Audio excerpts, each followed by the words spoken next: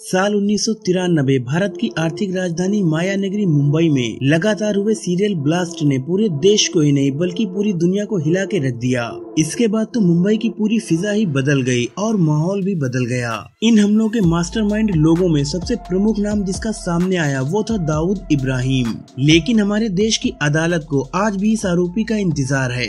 आज भी दाऊद इब्राहिम का नाम भारत के मोस्ट वांटेड आतंकवादियों की लिस्ट में शामिल है और भारत सरकार इसे ढूंढ रही है। हमारी खुफिया एजेंसियां अच्छी तरह से जानती हैं कि दाऊद इब्राहिम इस वक्त है कहां और उसकी एक एक पल की खबर रखती हैं। लेकिन फिर क्या कारण है कि सरकार उसे अपने देश में नहीं ला पा रही? देश का कानून आरोपी को सजा नहीं दे पा रहा। जानेंगे आज इस मामले के हर एक पहलू का राज। बस आप बने रहिए हमारे साथ वीडियो के अंत तक। 70 के दशक में कानून की धज्जियां उड़ाने वाला, स्कूल छोड़कर अपने आप को अपराध के रास्ते पर लेकर चलने वाला दाऊद इब्राहिम कानून के रखवाले का ही एक बेटा था। जी हाँ, दाऊद इब्राहिम के पिताजी मुंबई पुलिस में कांस्टेबल थे। उनका नाम था इब्राहिम कासकर। महाराष्ट्र के रत्नागिरी जिले में 26 दिसंबर साल 1955 में जिस बच्चे का जन्म हुआ वही आगे चलकर अंडरवर्ल्ड का डॉन दाऊद इब्राहिम बना। मुंबई में ये वो दौर था जिस समय अंडरवर्ल्ड की दुनिया में करीम लाला का नाम चलता था। बहुत कम उम्र में दाऊद इब्राहिम ने स्कूल की पढ़ाई लिखाई छोड़कर अपराध के रास्ते पर चलना शुरू कर दिया। कुछ समय तक तो वो भी करीम लाला और हाजी मस्तान के गैंग का हिस्सा रहा, लेकिन आगे चलकर उसने अपना गैंग बना लिया। ये दौर 70 के दशक का था जब दाऊद इब्राहिम ने अपना गैंग बनाया और उसके बाद अपराध के रास्ते पर उसकी रफ्तार और तेज हो गई। हफ्ता वसूली, फिरौती, रंगदारी वसूलने के साथ साथ उसने अपराध की पहुंच को बॉलीवुड और रियल एस्टेट जैसे नए क्षेत्रों तक पहुंचा दिया। सबसे बड़ी बात ये कि दाऊद का धंधा लगातार बढ़ता चला गया। बताया जाता है कि पुलिस और सत्ता के संपर्क ने उसके काम को और भी आसान कर दिया। साल 1984 में ही दाऊद इब्राहिम अपने 5 भाइयों और 3 बहनों के साथ दुबई चला गया। दुबई में उसके अच्छे खासे संपर्क हो गए थे, जहां रहकर वो अपने कारोबार को अच्छी तरह से चला रहा था। उसने दुबई के अलावा और दूसरे देशों में भी अपनी घुसपैठ बनानी शुरू कर दी थी। पुलिस के सपोर्ट और राजनीतिक संरक्षण की बदौलत अक्सर समाज में अपराध फलता फूलता रहता है। अपराधी जब तक इन लोगों के साथ अच्छे संपर्क बनाकर रखता है तब तक उसका धंधा बेरोक टोक चलता है। लेकिन आगे चलकर दाऊद इब्राहिम को ये लगने लगा कि अब हिंदुस्तान में उसका सपोर्टिंग नेटवर्क वीक हो गया है, तो उसने अपने आप को हमेशा के लिए दुबई में शिफ्ट कर लिया। आगे चलकर दाऊद के संपर्क लश्कर तैयबा जैसे आतंकवादी गुटों के साथ हो गए और फिर दाऊद का दुबई में रहना ही मुश्किल हो गया। उसे वहाँ भी अपने लिए खतरा महसूस होने लगा। तब वो पाकिस्तान के खुफिया एजेंसी ISI के सुरक्षित ठिकानों पर चला गया। जी हाँ, पाकिस्तान ही वो सिक्योर प्लेस है जहाँ दाऊद इब्राहिम बेखौफ होकर रह सकता है। जानकारी के मुताबिक आज भी वो पाकिस्तान में एक अरबपति की लग्जरियस लाइफ गुजार रहा है। दाऊद इब्राहिम के बारे में ये फैक्ट जानकर आप अंदाजा लगा लेंगे कि आखिर उसकी पैसों की पहुंच कहां तक है। हाल ही में लंदन में दाऊद इब्राहिम की 40,000 करोड़ की संपत्ति को सील किया गया।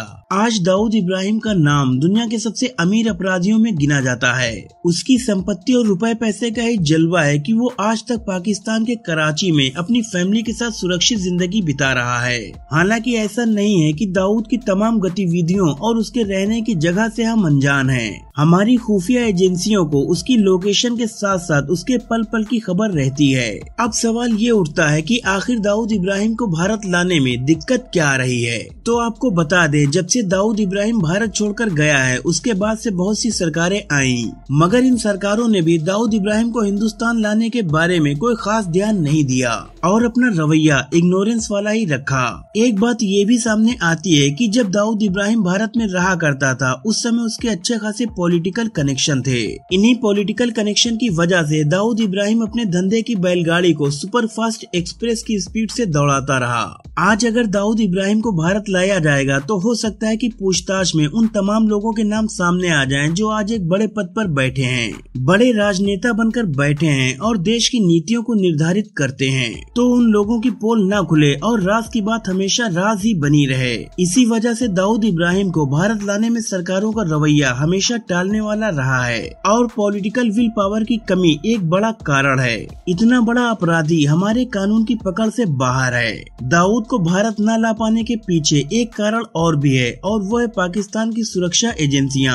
दरअसल भारतीय सुरक्षा एजेंसी और खुफिया एजेंसी रॉ के लिए दाऊद इब्राहिम बहुत ही इम्पोर्टेंट इन्फॉर्मर साबित हो सकता है, क्योंकि उसके पास अंडरवर्ल्ड टेररिस्ट ऑर्गेनाइजेशन पाकिस्तानी खुफिया एजेंसी ISI से रिलेटेड ऐसी इंफॉर्मेशन मौजूद हैं, जिन्हें हासिल करने के लिए इस देश की सिक्योरिटी एजेंसी का काम बहुत आसान हो जाएगा। यही वजह है कि पाकिस्तान खुद कभी नहीं चाहेगा कि दाऊद इब्राहिम कभी जिंदा सही सलामत भारतीय एजेंसियों के हाथ लगे और उसे भारत में जुडिशियल ट्रायल का सामना करना पड़े। इन तमाम कंट्रेडिक्शन के बावजूद एक बार भारतीय खुफिया एजेंसी ने दाऊद इब्राहिम को मारने का बहुत ही सटीक और फुल प्रूफ प्लान बनाया था। साल 1993 के सीरियल ब्लास्ट के बाद दाऊद इब्राहिम का खास आदमी छोटा राजन उसकी गैंग को छोड़ चुका था। वो अपना गैंग इस्टेब्लिश कर चुका था और दाऊद इब्राहिम का दुश्मन नंबर 1 बन गया था। उसने IB की मदद से और अपने 2 आदमियों विकी मल्होत्रा और फरीद तनाशा को दाऊद इब्राहिम को टपकाने के लिए तैयार किया।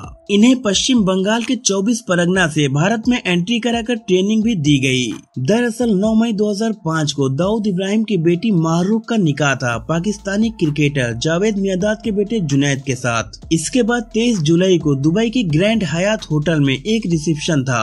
अधिकारियों को पक्का यकीन था कि दाऊद इब्राहिम यहाँ जरूर आएगा। बस यही मौका था दाऊद इब्राहिम को इस दुनिया से उठा देने के लिए। दाऊद के एक मूवमेंट के बारे में पहले से इंफॉर्मेशन कलेक्ट कर ली गई थी और ये पूरा ऑपरेशन पूरी तरह से खुफिया था। दिल्ली के कुछ लोगों को छोड़कर इस ऑपरेशन के बारे में किसी को भी भनक नहीं थी। जानकारी के मुताबिक दिल्ली में अजीत डोभाल उन शार्प शूटर से मिले थे।